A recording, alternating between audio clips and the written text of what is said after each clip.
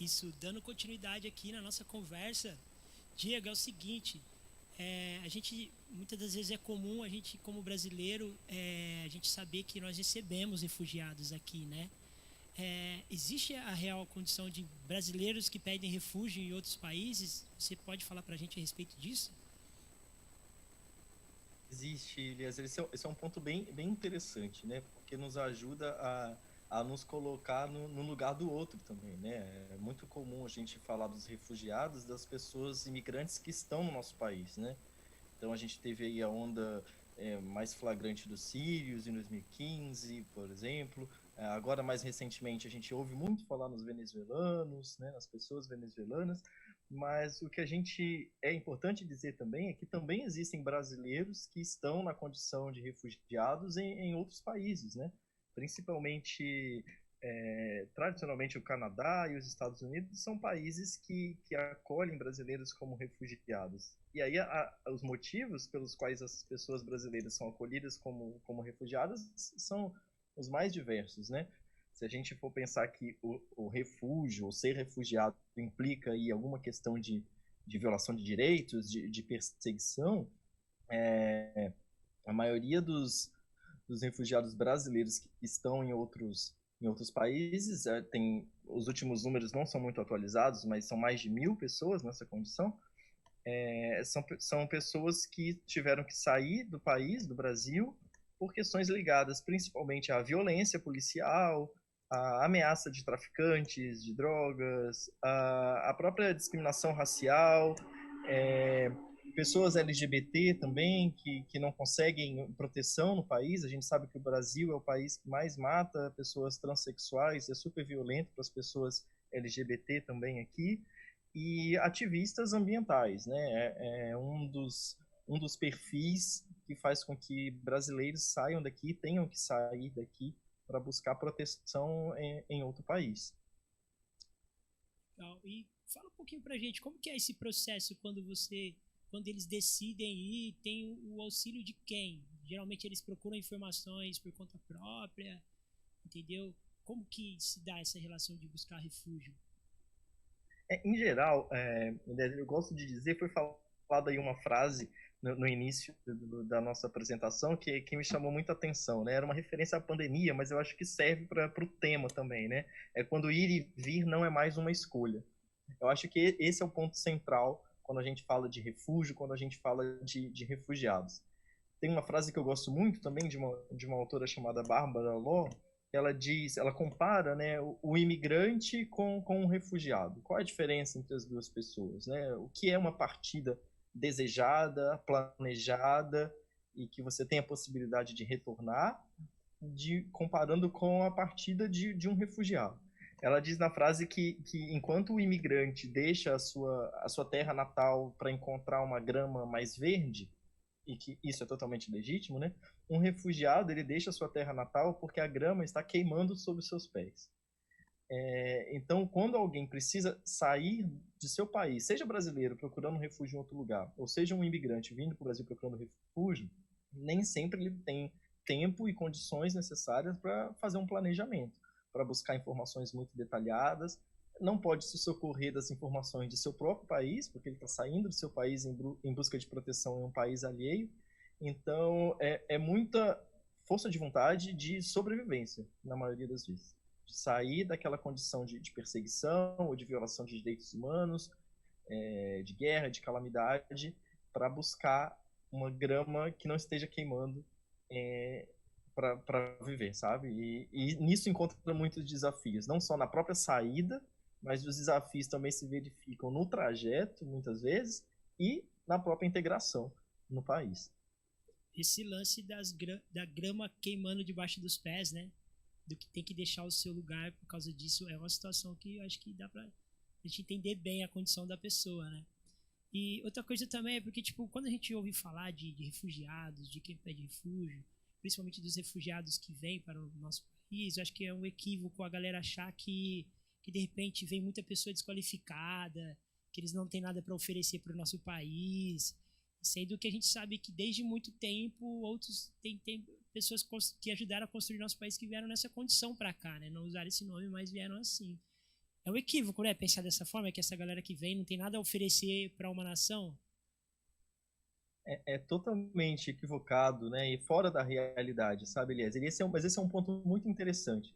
Primeiro, se a gente analisar toda a história do Brasil, né? O Brasil é um país construído por imigrantes, né? Em todas as épocas de sua história, de construção histórica e construção cultural, é, tem a participação da população imigrante. Isso é um ponto que tem que deixar claro desde o início. Mas quando a gente fala especificamente da população refugiada, aí eu acho que é um papel que a linguagem tem de construção, de transformação, né? É mesmo de retirar esses estigmas, esses estereótipos, essas associações indevidas que se faz quando se ouve a palavra refúgio, ou quando se fala em refugiado. Muitas vezes a gente associa a uma pessoa digna de dó, de pena, coitado, vamos ajudá-lo, sem pensar que ele, ao vir para o Brasil, ao chegar, ele também traz uma bagagem cultural riquíssima e muita potencialidade aqui de desenvolver suas aptidões. As pesquisas mostram, né, e se você for fazer um estudo de casos, que a maioria das pessoas que chegam aqui na condição de refugiados, elas têm qualificação, elas têm estudo, né? Não são aquelas pessoas das mais despreparadas, muito pelo contrário. Então, eu sempre acredito na potencialidade das pessoas refugiadas, no poder de transformação social que eles têm, que eles trazem consigo e podem colaborar muito com a sociedade brasileira, no desenvolvimento não só social, cultural, mas até mesmo econômico. A gente vê muitas histórias de pessoas refugiadas que estão no Brasil querendo trabalhar, querendo desenvolver suas aptidões, abrindo microempresas, empregando muitas vezes até brasileiros nos seus micronegócios, nas suas especialidades. Então, eu sempre digo que é um engano quando a gente diz que o refugiado não tem espaço ou que não tem o que contribuir, só quer ajuda. Não, ele tem muito a oferecer, né? Essas pessoas também têm as suas qualidades, as suas aptidões, as suas potencialidades para serem desenvolvidas aqui no território brasileiro também. Legal. E acredito que quando essa galera vem para cá, quando o refugiado vem para cá, né, ele vem em busca, né, de um lugar melhor para se viver.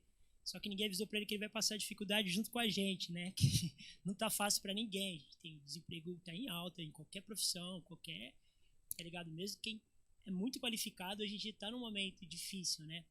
Mesmo assim, eu ainda entendo, me ajuda, você que deve conhecer isso da mais, eu acredito que o Brasil ele deve receber melhor do que muitos outros países. Como se dá essa relação quando alguém vem para cá? Como que o governo trata, o que ele tem que procurar, ele pode trampar, ele pode trabalhar, como que é isso?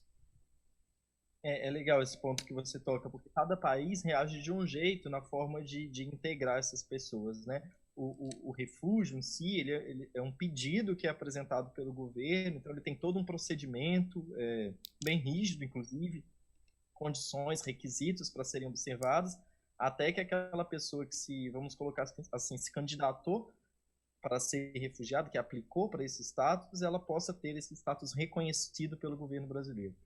Como que funciona no Brasil? Diferente de muitos outros países, aqui no Brasil, todo esse processo, desde quando a pessoa chega aqui e se coloca na condição de a gente chama de solicitante de refúgio, ele já pode desfrutar de todos os direitos civis, sociais aqui no Brasil. Então, ele pode trabalhar, ele pode ter carteira de trabalho, ele pode ter direito a usar os benefícios socioassistenciais que o governo oferece, Bolsa Família, tá aí o auxílio emergencial, né? No começo surgiu uma dúvida, será que o imigrante pode ter acesso ao auxílio emergencial? Será que o refugiado pode? Sim, pode, está disponível. Usar o sistema de educação pública, né? Matricular as crianças na escola, na creche, pode. Os serviços de saúde estão disponíveis para imigrantes e refugiados também.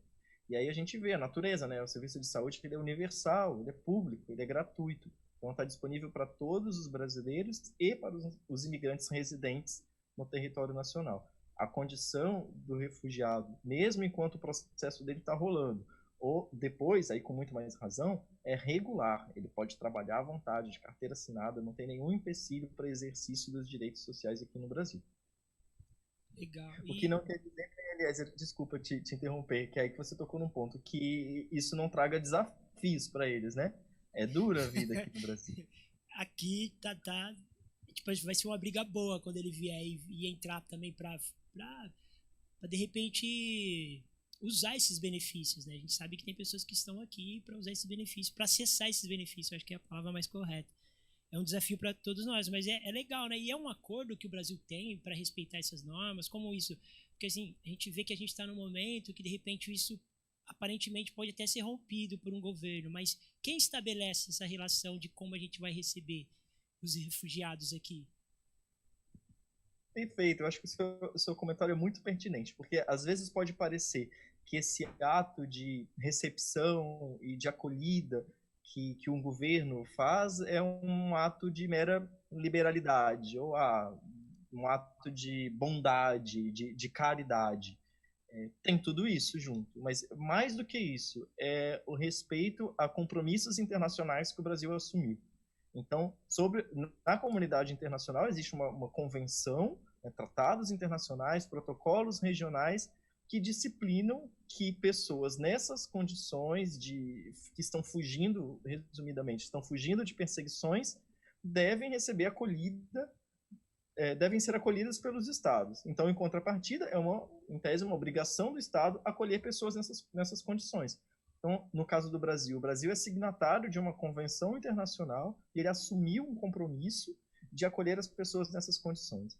Mais do que isso, o Brasil tem uma lei dentro do ordenamento interno doméstico brasileiro desde 1997, então uma lei antiga, esse assunto não é novo, né?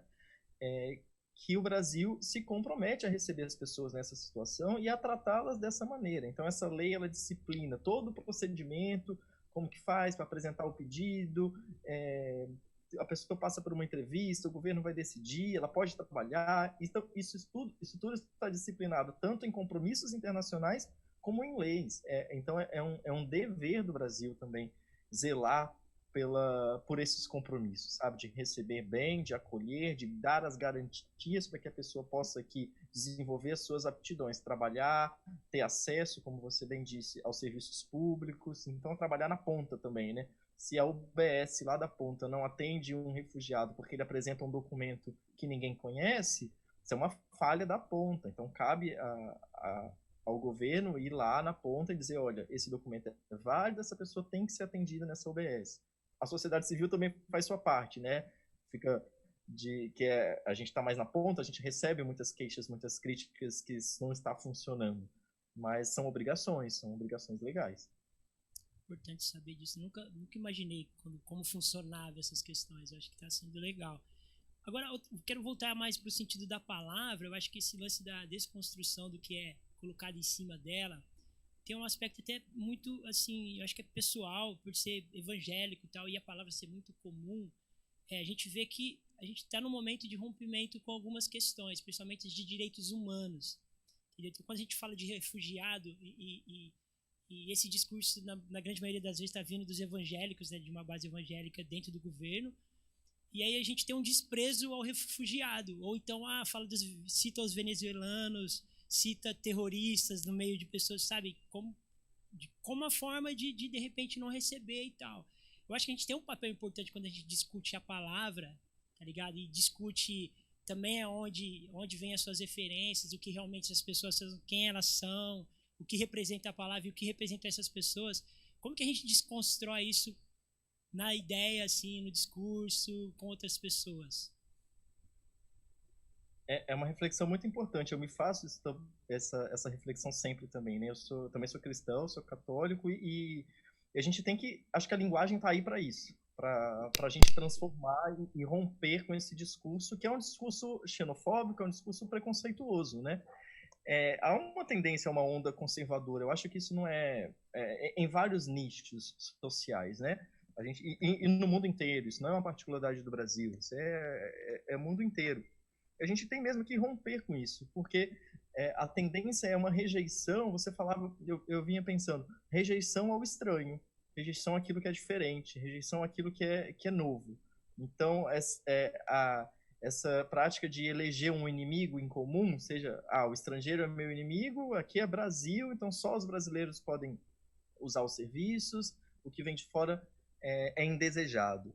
Isso não é humano, né? Não é direito humano. A gente tem que ter um respeito pela diversidade, aí não importa se é conviver com os diferentes, seja questão racial, seja questão de orientação sexual, seja com relação à origem da pessoa, de onde ela nasceu, né? Eu até entendo, eu gosto de um debate que tenha diversidade, se ficar sob o viés político, econômico, enfim, ok, não tem problema, podemos divergir, mas há coisas que a gente não pode abrir mão. Então, o respeito ao ser humano, os direitos humanos são coisas irrenunciáveis. A gente não pode tratar ninguém de maneira desigual por questões raciais, por questões de orientação sexual, por questões de origem de nascimento, de onde território em que você nasceu. Eu acho que isso tem que ficar muito, muito presente e como se tocou na questão do cristianismo, né, há passagens no cristianismo que defendem, né, essa questão da acolhida. Isso também, o cristianismo tem esse viés acolhedor, né? Em várias passagens da Bíblia há essa questão de acolher o estrangeiro, né? Visitar o encarcerado. Então isso faz parte também da tradição e da doutrina cristã. Eu acredito, até o próprio Cristo, assim, que é a base dessa fé, né, ele era refugiado, porque ele teve que, quando ele nasceu, ele teve que fugir para ele nascer, senão ele não teria nascido. Acho que é um exemplo bom também da gente usar nessa questão, né. Algo que é legal quando a gente consegue fazer com que a compreensão das pessoas atrair essa compreensão, acho que quando a gente provoca esse lance de se colocar no lugar do outro, né. Acho que citar exemplo de situações de brasileiros que tiveram que ir para fora, que nem você falou dessa questão que a gente tem visto muito agora, da questão de terras indígenas, pessoas que atuam na questão ambiental. Tem exemplos assim para você contar para a gente de situações de pessoas que tiveram que sair do seu lugar, que nasceram aqui no Brasil e que de repente tem que se colocar nessa condição de ir embora daqui, porque parece que é muito distante a gente ouvir falar assim. Eu não saberia te dizer exemplos de brasileiros que estão fora, indicar, assim, até porque tem uma questão que é séria, eu acho que é importante também a gente destacar. Todo o processo de refúgio no Brasil, mas é uma tendência do mundo, ele é confidencial, é sigiloso, né? Essas pessoas, elas fogem porque existe um agente perseguidor atrás dela, ou o Estado não é capaz de dar essa proteção. Então corre tudo sobre muito sigilo, a identidade das pessoas, o motivo pelo qual essas pessoas estão saindo. Então, não poderia te indicar pessoas, mas eu gosto da ideia de aproximar a gente de uma pessoa refugiada, né? Essa ideia que você trouxe, esse comentário, né, de que existem brasileiros também nessa condição, já cumpre esse papel, né? A gente pensar que, poxa, não é algo distante, meu vizinho pode ter tido uma situação dessa, ou eu futuramente, né? Deus nos livre disso, mas todos nós podemos um dia estar nessa condição de ter que sair do nosso país para se proteger em outro. Poderia citar vários exemplos de refugiados famosos, que às vezes a gente nem para refletir a história de vida dessas pessoas, mas, enfim, Albert Einstein eu acho que é o principal expoente assim, de um refugiado bem famoso, né? Judeu, alemão.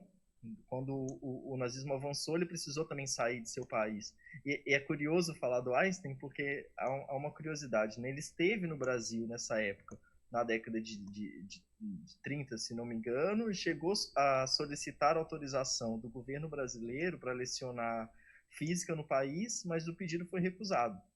Então, até hoje no Hotel Glória, no Rio de Janeiro, tem uma plaquinha lá, referência à visita do Einstein.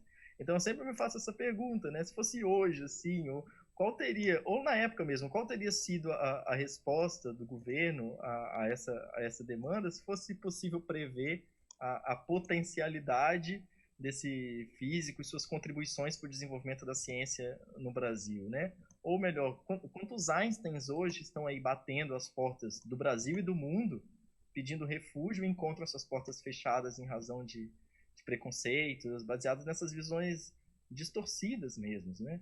E tem vários exemplos, eu poderia citar aqui a Hannah Arendt, também uma filósofa muito conhecida, escreveu livros muito consagrados como Origem do Totalitarismo, Nós, os Refugiados, é dela também, alemã de origem judaica, perdeu a sua nacionalidade por causa enfim, da situação toda. O próprio Fred Mercury, o cantor, do Queen. Ele nasceu em Zanzibar, teve que sair de lá durante a revolução da independência do país por causa da sua etnia, né?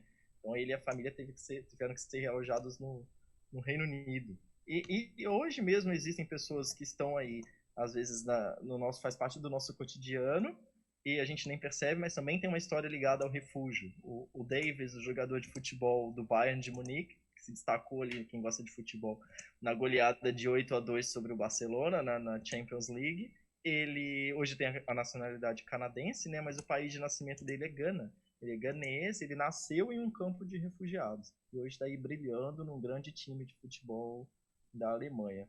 Eu gosto de trazer esses exemplos porque a gente aproxima, né, dessas pessoas, elas não são distantes da nossa realidade. Para muitos delas são invisíveis, né? Tipo, e é muito louco. Você falou duas coisas aí que me fez lembrar agora aqui de dois exemplos. E eu acredito que tem essa diferença também. A gente tem um problema racial muito grave no país já instalado. E eu acredito que a imigração, me corrija se eu estiver errado, ela deve ser diferente para pessoas que vêm de lugares diferentes. Tipo assim, os venezuelanos. A gente tem uma fala, tipo assim, que muitas pessoas já escutam, a venezuelano. E os vindos da África, tá ligado? Acho que existe um peso maior sobre essas pessoas, né? Você acha que sim ou não? Total, tô total de acordo, Elias. Você tocou num ponto que é muito importante, né? Às vezes a gente fala muito de que o Brasil é um país acolhedor, que aqui a gente tem um sistema de refúgio muito avançado, e é verdade, a nossa legislação é muito avançada, o estado de São Paulo como um todo, mas a cidade de São Paulo, as grandes cidades, Ribeirão também estão mais preparadas para receber essas pessoas, mas a gente não pode se distanciar de que não é uma acolhida fácil, não é um processo de integração fácil. Existe sim o racismo, existe sim a xenofobia do brasileiro para com o refugiado, e também há situações em que grupos de refugiados têm uma visão, vamos dizer assim, uma apresentação diferente. Aí entra o racismo puro e simples mesmo, né? Em 2015 o mundo ficou muito chocado com a notícia do menino Alan Kurdi, que foi fotografado morto numa praia, né? Acho que todos se lembram dessa cena, rodou o mundo essa foto da criança morta numa areia na praia da Grécia, quando a família dele tentava fugir ali da Síria, do Estado Islâmico.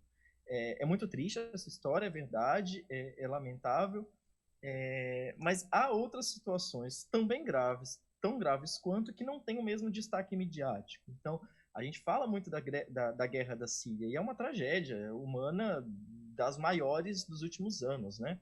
A Síria é o maior país cujos nacionais estão se deslocando. Mas aí eu fico pensando nas questões de racismo, porque qual é o foco que a gente dá para as pessoas africanas, por exemplo, de países da África que também estão em guerra, que também atravessam muitas dificuldades no seu país de origem e que chegam aqui no Brasil e enfrentam um novo preconceito, né? Sabe, não tem tanto destaque o que acontece na África, no Congo. O que aconteceu e acontece no Congo é uma coisa terrível, assim, né? Uma exploração enorme. Recentemente a gente teve um golpe de Estado no Mali e não é tão divulgado. O próprio Sudão do Sul, a mutilação feminina em Serra Leoa, as meninas da Nigéria que são sequestradas pelo Boko Haram. Então, o que eu quero dizer é que às vezes a questão negra, racial, também é impactada, né, de uma forma que o racismo também se impõe, mesmo entre grupos diferentes de refugiados. Acho que essa frase "vidas negras importam" cabe bem para esse comentário que a gente está fazendo aqui. Eu queria falar um pouco de números, assim, de pessoas que estão vindo para cá. Você consegue me falar isso? De refugiados que têm vindo, quem tem mais vindo para o Brasil nos últimos tempos? Sem dúvida, quando a gente faz um panorama global, assim, a gente está falando de pessoas que estão em deslocamento forçado, no gênero, pessoas que tiveram que sair da sua casa por conta de alguma questão de conflito, perseguição, violência, violação de direitos humanos. A gente está falando de um contingente de quase 80 milhões de pessoas, 79,5 milhões de pessoas, isso dados de 2019, foram obrigadas a sair de suas casas. Dessas, e aí isso inclui inclusive pessoas que ficam dentro da fronteira do território, né, os deslocados internos. Dessas, 20 milhões são refugiadas realmente. E 40%, acho que é interessante dizer isso antes de falar de Brasil, né, Eliezer? 40% dessas pessoas são crianças, em dados globais. Então é um número muito assustador, assim, é muito impactante. E a maioria dessas pessoas, né, cerca de 85%, elas são acolhidas em países em desenvolvimento. A gente se engana quando pensa que essas pessoas vão procurar Austrália, Estados Unidos, Canadá. Não, elas procuram países em desenvolvimento, como a Turquia, o nosso vizinho Colômbia, que recebe muitos refugiados. Eu acho que é o segundo no top 5 assim, de países que recebem refugiados. E o Brasil não está distante dessa realidade, mas a população que mais tem chegado no Brasil nos últimos anos é, sem dúvida, a população venezuelana. Acho que por a gente fazer fronteira direta ali com o país, é uma crise regional, né, de deslocamento, é uma grave crise humana que acontece, de violação de direitos humanos que acontece na Venezuela hoje, tanto sob o ponto de vista de conflitos, quanto de insegurança alimentar, enfim, desabastecimento de remédios, de insumos de saúde. Tudo isso colaborou para o país estar na situação que está hoje, infelizmente. E, sem dúvida, os venezuelanos representam cerca de 90% dos refugiados que chegam aqui no Brasil. Agora, durante a pandemia, infelizmente, a fronteira terrestre está fechada, o que tem impedido um pouco que esse fluxo continue, né? Mas 90%, hoje a gente tem no Brasil 50 mil, mais ou menos, refugiados que já terminaram o processo, que já são reconhecidos como refugiados, e desses 50 mil, 90% são venezuelanos. Caramba, e bem próximo, isso a gente tem visto, né? Tem acompanhado um pouco mais. Você consegue falar um pouco da realidade da fronteira do Brasil e Venezuela, assim, algo mais próximo, os choques que geralmente acontecem, ou as ações que são de repente positivas? Tem esse panorama para a gente? No começo do deslocamento venezuelano, né, quando começou a engrossar essa situação, o Brasil não tinha um programa de fronteira que desse conta disso.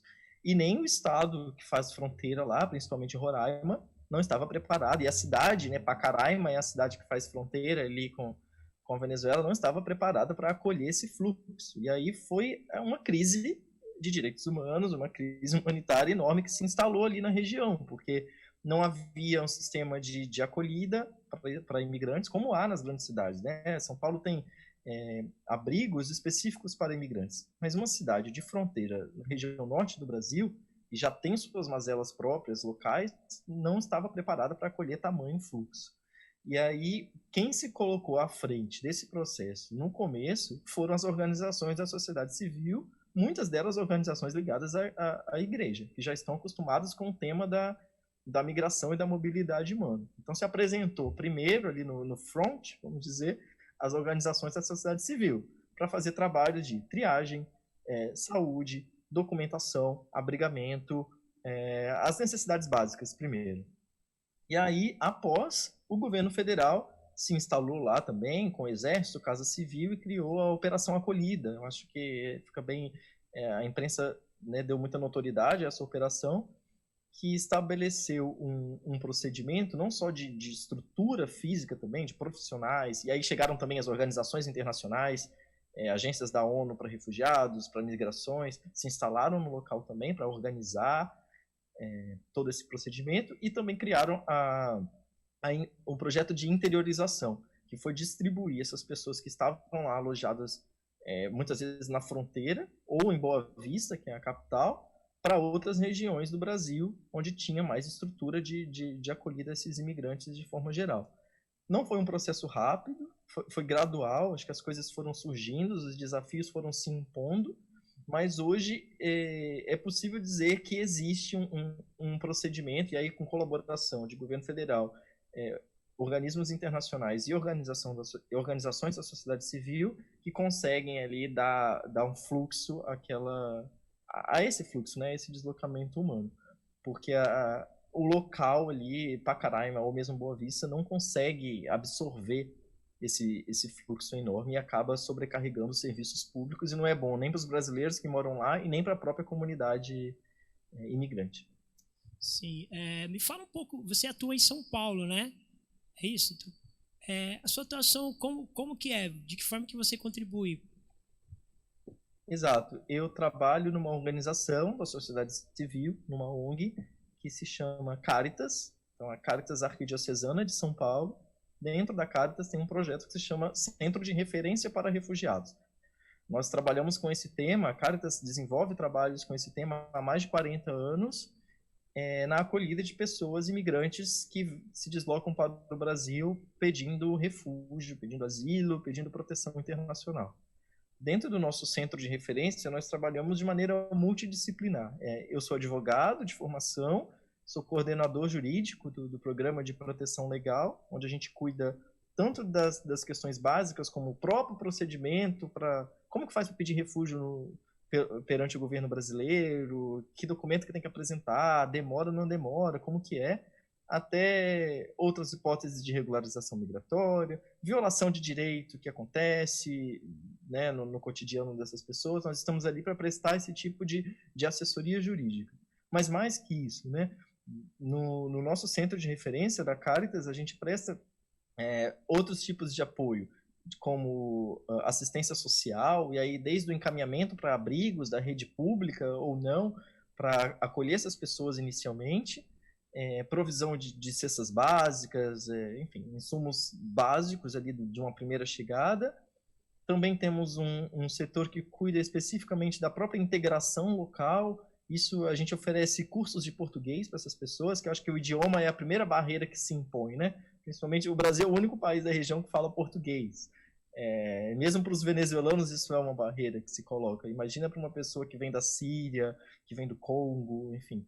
Então a gente tem que primeiro tentar romper essa barreira do idioma, cursos de português, mas também não só isso, mas cursos profissionalizantes, ensino. Então todas as crianças, vão ver se as crianças estão na escola, se a gente consegue matricular as crianças que aprendem português de uma forma muito mais rápida que seus pais. Isso é uma vantagem que as crianças têm. E até a procura por emprego, né? Uma vez que a pessoa já se integrou no sentido da língua, ela já está apta para o mercado de trabalho. Vamos ver então se ela qual é a habilidade que ela pode oferecer. Se ela quer estudar, ela pode ingressar em uma universidade ou em qualquer outro curso. E também temos um setor que é muito importante de saúde mental, que é prestado por psicólogas que oferecem todo um apoio psicológico, emocional, para as questões que se despertam aí, tanto que surgiram no país de origem ou pelas dificuldades de integração, distâncias da família, né? É muito comum quando vem uma pessoa só do país, achando que rapidamente ele vai se integrar, conseguir um emprego e trazer a família de volta. E aí ele chega aqui, ele se frustra, porque esse processo ele não é rápido, ele é lento, ele é demorado. E aí ele fica longe da sua família por 4, 5 anos, até conseguir meios de trazer. Então todas essas questões de saúde mental também precisam ser tratadas. É muito importante. Cara, foi demais falar contigo. Tô feliz aí pelo convite da Feira do Livro, de colocar me colocar para mediar essa ideia sobre refúgio e conhecer um pouco mais de algo que de repente tem que ser mais comum, né? Esse esclarecimento sobre, né? Essa explicação sobre o termo, sobre como vivem, quem são, de onde vêm, por que vêm, né? E queria que você fizesse aí suas considerações finais e tal, e acho que a gente vai acabar por aqui. Tá certo, Eliezer.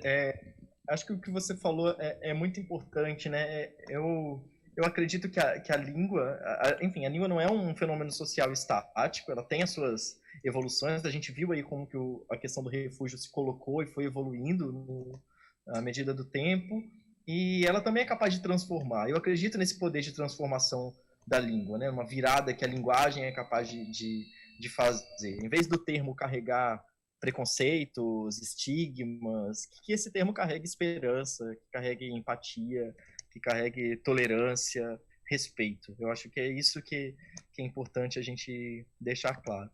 No mais, eu só quero renovar meus agradecimentos a você pela mediação, foi incrível o nosso bate-papo. Quero agradecer também à Fundação, todo mundo que trabalhou aí nos bastidores, na organização. Esse evento ele é incrível, ele abre muitas portas e faz a gente refletir sobre o papel da literatura. Eu sou um defensor do livro, quero que a gente se arme de livros, de palavras no mundo. Então, agradecer a você, a Fundação, agradecer a todo mundo que acompanhou esse nosso bate-papo, meus amigos, minha família, todos interessados no tema, interessados na literatura, amantes das palavras. Meu muito obrigado aí também pela participação e pela escuta. E eu fico muito feliz também de passar a bola, né? Antes de mim, me antecedeu ontem a Mafuane, ela falou sobre empatia. Então tem tudo a ver com o tema que a gente está comentando hoje. E eu vou passar a bola para a Patrícia, que vai falar sobre intolerância. Então, assim, também casa muito bem, a gente tem que ser tolerante com as pessoas que são diferentes de nós. Mais uma vez, muito obrigado. Obrigado, valeu, forte abraço.